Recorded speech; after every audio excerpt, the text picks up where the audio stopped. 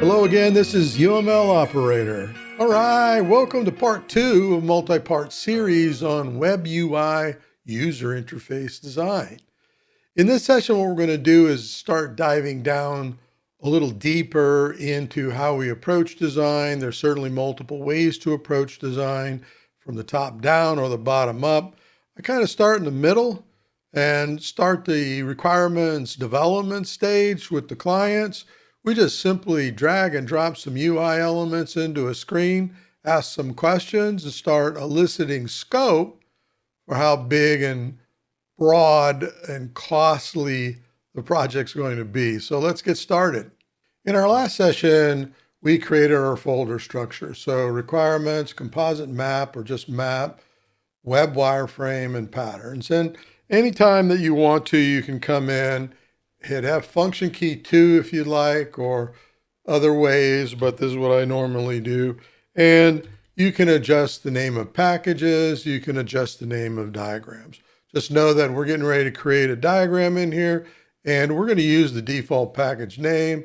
So I wanted map to be in uppercase. So we're on the package, and what we're going to do is we're going to use the tools that are up above on the browser here, and we're going to create a new diagram. And this diagram is going to be extended right here, and then we're going to use user interface as a diagram type. Tells you what it is and so on, gives you all the tools to do what we need to do in this session. So I'm going to hit OK. And now we have the diagram. The diagram is open in our workspace, work area, and these are the tools that we're going to start with. We're mostly going to be using the screen element. I'm going to drag and drop this in, and it automatically puts you on naming it. You can choose to name it now or name it later, whatever you want to do when you're brainstorming. And we're going to call this home, as in the home page. And so we have our first element in here, and we're going to be talking about, well, what other pages do you want within your website, and how do you want to navigate to them? So let's get into that next. Now, typically when you're building a website, you have the main page, the home page, the landing page for your company or your website. You also have something that is about, about us, about our company, whatever you want to do, and I'm just going to go about us, all right? And so what other pages do you think that you're going to want within your site as you're going forward? So you have to be thinking about the scope of the website, the topics of the website, the purpose of the website. So what we're going to do here is we're going to bring in frequently asked questions. Now, this is the same thing as support. When you're building a website, or for a company, an e-commerce site, you're thinking about this acronym, LBGUP. So that's learn, buy, get, use, pay, and support. And so frequently asked questions would be under the support category. And then about us would be under the learn category. So we'll talk more about that as we're developing this site and applying that acronym to our website design. Now let's just think through. The purpose of this website is going to be around UML Operator learning channels. So we're going to have the need for topics. Now you notice that I'm typing these using cap letters. Now, the website that I'm going to go to, I don't necessarily need the title, literally the title in HTML terms of the page. What I want to be using is the URI, the component within the URL that gets to whatever that page is. So in that particular case, I'm going to hit function key 12, and I'm going to make all of these lowercase, all right? So the reason for that, you're going to see in a moment, as soon as my fingers get on the right keys. And when you have a space in a URL, you can't be a space, all right? So it has to be delineated somehow. And I'm just going to use a dash, us, like that, and that'll make more sense as we're going forward.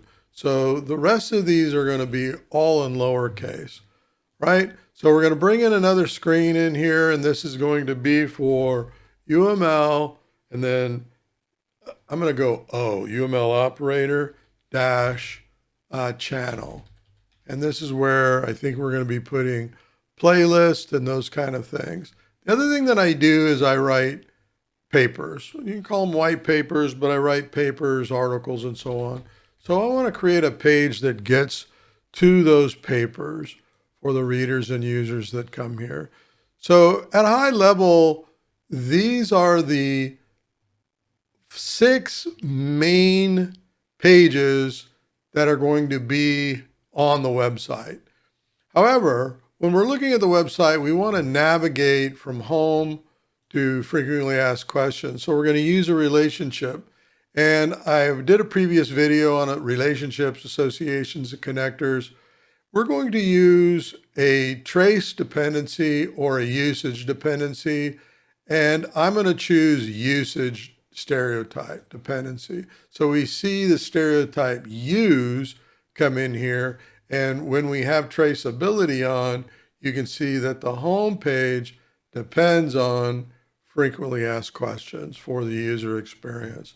And the same thing goes for the About Us. We're going to use usage dependency or use dependency, and we're going to be able to navigate to these other pages. So I'm simply dragging and dropping this arrow, and then I'm letting go on the UI element that I want to be connected to and usage. And we're going to do the same for the channel, and we're going to do the same for the papers. All right. Now I want to clean up my lines here, and I've shown you how to do this before. We're going to make this line right here orthogonal. So we're going to go to line style type, come all the way over to here, orthogonal square, and then I am going to move this over like that, straighten it up so the connectors come together, and I'm going to use that as the line type that I want to use for all of the dependencies, especially the use dependencies we're going forward. So I'm going to right click on the one that we just did and right down here, apply line style on diagram to connectors of the same type, right? So now it changed all of these to that orthogonal square, and we're able to nicely drag them so that they are readable and legible how we're going to go forward. This one, I'm going to move up a little bit like that. And so now I have the navigation from the home page to these other pages, these ancillary pages.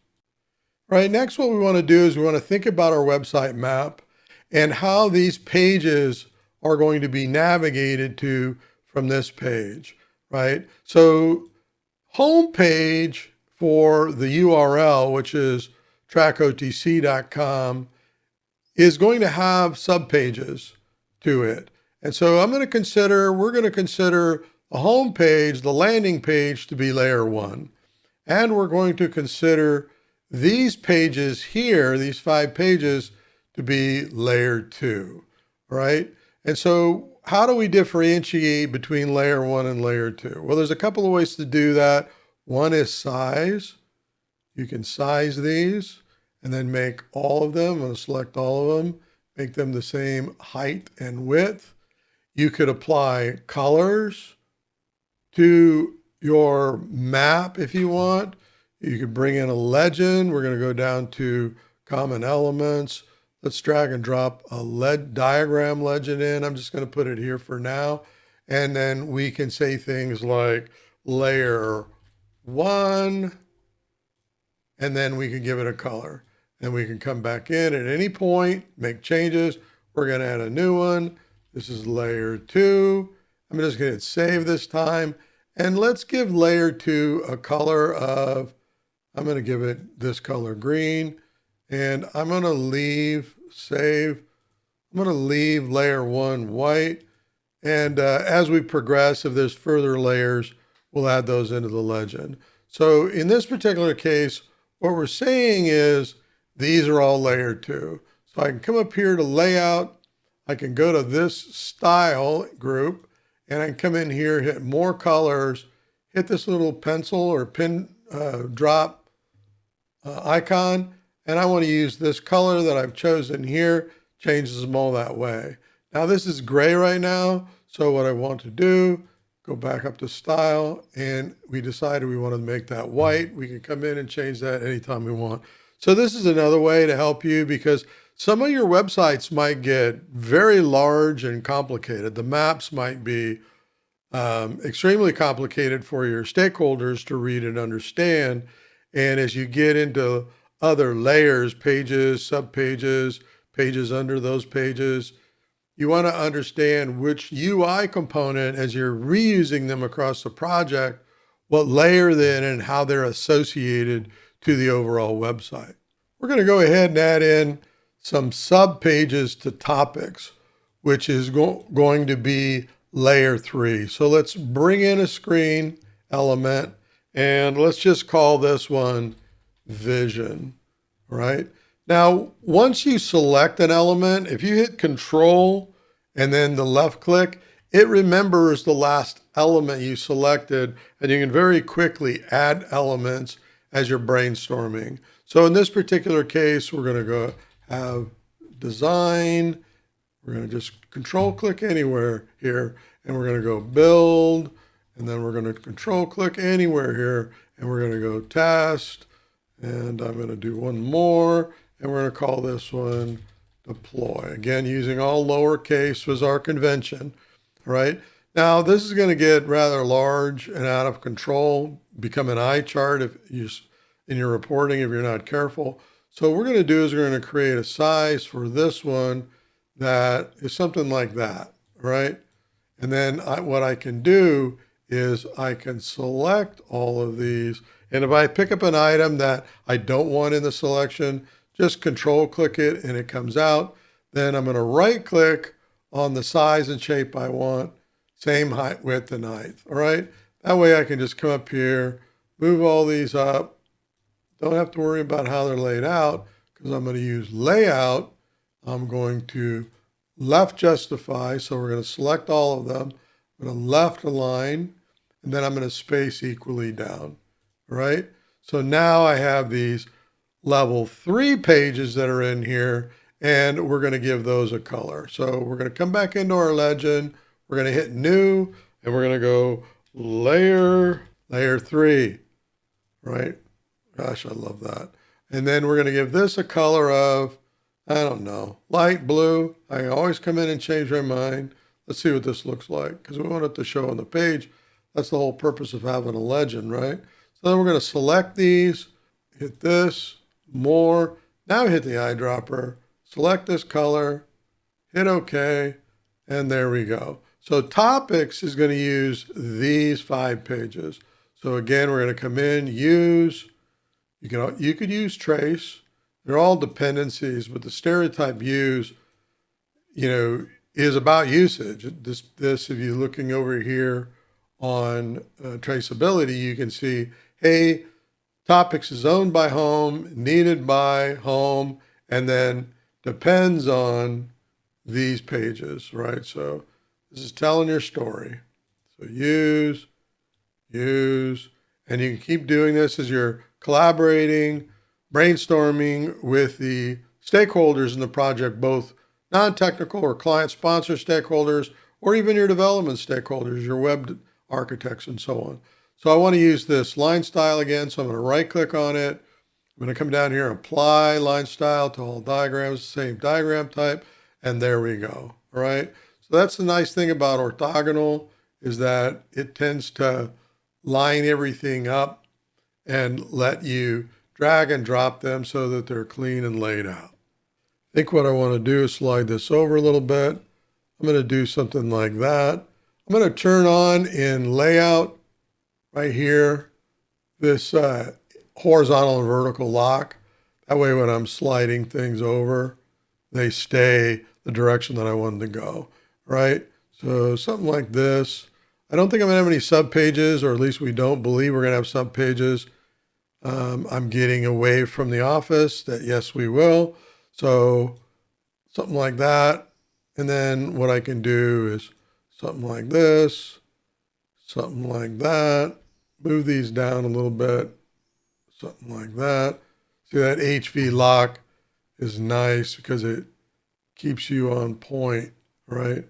And this one, something like that, and then something like that, right? Close enough, it's not pretty. Come up here and clean these up while I'm talking and doing other things during the project, right? Make sure I hit save at any point. And then what I want to do on the work we've done so far is I want to hit Control, Alt, and B, and I'm going to hit New Baseline. This is the first one, so it's 0, 1. And then you could put content in here like, initial draft of the map or something like that.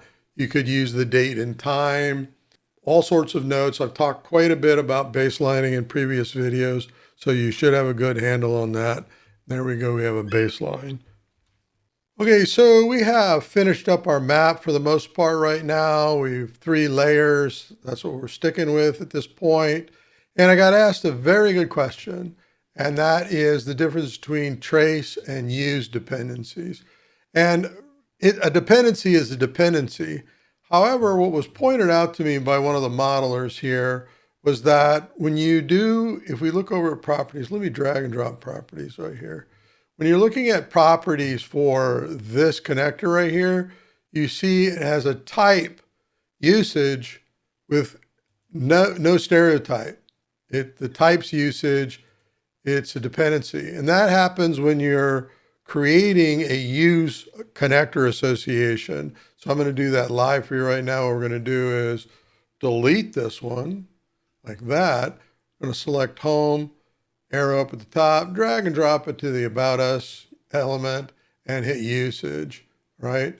And then we're going to come up here and we're going to make this line style orthogonal square. Close enough. And you see that the type is usage, no dependency, all right? So what we want to do is when we use the trace dependency, let me delete this one. We're going to do the same thing. We're going to drag and drop over to frequently asked questions. We're going to use trace, right? We're using the trace dependency up like that. I'll change it to orthogonal later. You can see that the type is dependency. The stereotype is using EA's UML trace stereotype, right? So why didn't that happen on usage?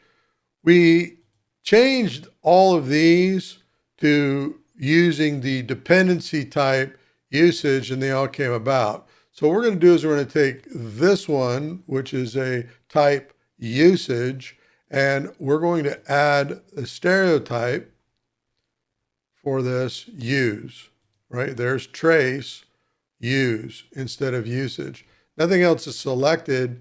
Even if I go to all, nothing else is selected but use, all right? So we're going to hit use. And now when we look at that, we still have the type usage and the stereotype use, right? What's interesting is if you go to home, you have traceability on, you can see that the home owns frequently asked questions. It also owns about us. These are dependencies. So when you're looking at that and you're looking at depends on, it depends on frequently asked questions. It depends on about us. Yet this dependency connector, the dashed line with an open arrow, is not showing in properties. So if I bring back up properties, design, properties, it's still right here. You can see that the type is still usage, while this use stereotype, the type is dependency. So don't get confused. The connector is a dependency type. It's just the way that Sparks is utilizing that connector type is different than the dependencies. Now, I prefer to see the type dependency. We'll get into that much advanced sessions when I'm mining the data out of the Spark SQL database. I am filtering and mining all the dependencies versus all the realizations versus all the compositions or aggregations. And this will not show up if I'm mining the data for this connector type. So I probably want to change this to a dependency type, but I just wanted to bring that up because it was a great question with the audience here today, and I just wanted to talk about it with you. All right, so this concludes this session on Web UI Design Part 2. In our next part, Part 3, we're going to dive down into requirements development. Now, you can do requirements development at the beginning before you even do one thing with UI elements, or you can do it in the middle, or you can do it at the end. But we're going to get into creating within each element the requirements as we're walking through the client and their scope for the project. And while we're doing this, we have other technical resources in the room that will provide us not only business requirements, but functional and non-functional requirements. So I look forward to seeing you in that section. Until then, happy modeling.